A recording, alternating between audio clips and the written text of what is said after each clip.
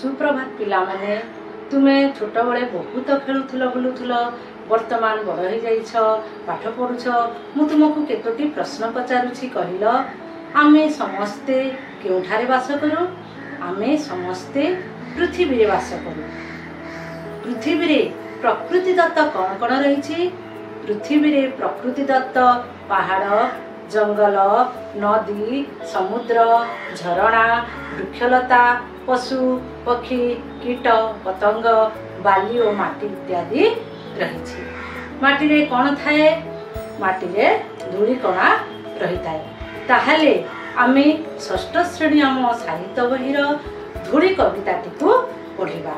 एही कवितार कवि हेउछंती विद्युत प्रभा देवी। से 1926 मसीह केन्द्रापड़ा जिला अंतर्गत नाटरा ग्राम रे जन्म ग्रहण करथिले।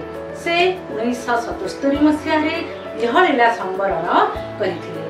तांकर रचित पुस्तक गुड़िक है उत्कल सारस्वत प्रतिभा झरा शिउली जहाकू जीए स्वप्न दीप मरीचिका और बंदनिका। एही धूली कविताटी रे कवि विद्युत प्रभा देवी धूलीर भावना को वर्णना करिसंती। ताहले एही कविताटीर वर्तमान आमे भावार्थ को बुझिबा और एही कविता रे थिबा कठिन शब्द गुड़िक तुमको कहबी तुमे तुम खातारे टिपि। धूली कणा मु विश्व अति सान धूली कहूछि अनंत आकाश ओ विराट विश्व रे मु मात्र धूल क्षुद्र एवं सान अटे। जीवनी मोर नाही तो केबे का साथे अभिमान अभिमान अर्थ होछि रुसिबा ता जीवन रे केबे सा कहा सहित मान अभिमान नाही से कहा सहित रागे नहीं बा कहा प्रति तार अहंकार नाही। जंतु जीव सबुरी पाद पीड़ई नीति मते पीड़ईर अर्थ होछि कष्ट दिए नीति होछि प्रतिदिन जिते पृथ्वी रे जिते जीव जंतु रही समस्तंकर पाद मते कष्ट दिए। केमिति कष्ट दिए ना पृथ्वी उपरे जिते भी प्राणी अछंती समस्ते चलती तेणु धूली को बहुत कष्ट हुए।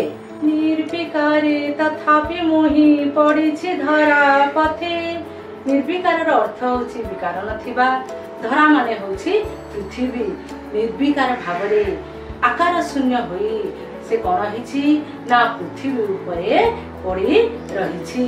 जगते मोर कि जाए आसे दुखे अबा सुखे जगत रे अर्थ होछि दुनिया रे एई दुनिया रे मोर केही भी किछि जाए आसे नाही कारण कहार प्रति एई पृथ्वी रे जहा किछि घटना घटुछि धूलीर किछि भी जाउ नाही कि आसु नाही।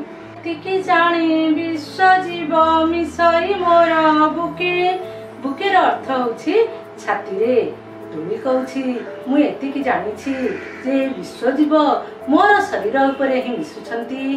देख आमे समस्ते जानिछे जन्म मात्र के मृत्यु सुनिश्चित एवं मनुष्य मृत्युवरण करबा परे बा प्राणी जगत जे भी के हो तार प्राण गला परे एही माटी रे ही से मिसी थांती। वाक्यहीन निस्व मुहि भरसाहीन चिर वाक्यहीन अर्थ होछि कथा कहि पारे नहीं निस्व माने दरिद्र चिर माने सर्वदा धूली कहूछि से कथा कहि पारे नहीं से दरिद्र एवं से तार कही एले साह भरोसा करबाकू नाहंती। सकल चाप नेबारे सही दक्ष मो शिर सकल अर्थ होछि समस्त चाप होछि कष्ट मथा होछि शिर दक्षर अर्थ होछि यज्ञ जिते पृथ्वी रे चाप रहिछि से चाप गुड़ी को तार से मथा को सह्य करि नेबारे धूली योग्य करिछि। दिनु देखुछि बसी सकल अभिजान अभिजानर अर्थ होछि यात्रा धूली कहूछि सृष्टिर आरंभ दिनरु से सबु देखुछि अर्थात ये पृथ्वी रे जिते भी प्राणी अछंती सेमानकर यात्रा को से सृष्टिर आरंभ रे देखुछि। आकाश तले धूली कणा मु विश्व अति सान अनंत आकाश ओ ए विराट विश्व धूली कणा क्षुद्र अटे नगण्य अटे हेले ता मध्य जो सह्य करिवार गुण रही ताकू आमे शिखिबा। एतिकिरे ताहेले मु रहुछि समय हो जाइछि। धन्यवाद।